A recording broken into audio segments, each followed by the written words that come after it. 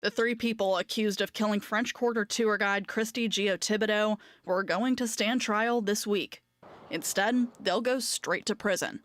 It's a little, surprising, not really sure how to process it. Brian Cain was close friends with Thibodeau. He came to New Orleans last week for the trial. Then Monday, the three suspects all pleaded guilty to less serious charges. I'm relieved, but also not terribly excited that it's a lesser sentence. So a little bit conflicted, I think. He and her family have been waiting for the trial for more than 16 months. On June 30th of last year, Thibodeau was sitting in her car on this block of St. Peter Street early one morning. There were security cameras all around us, and they showed what happened next. Three people drove up in a black Camaro. The NOPD says one of them got out, tried to rob her, then shot her. She died before she could be taken to the hospital. The next day, Joshua Bonifacio, Jervin Albarek, and Kevin Nunez were arrested. They were all teenagers at the time. Nunez was only 15.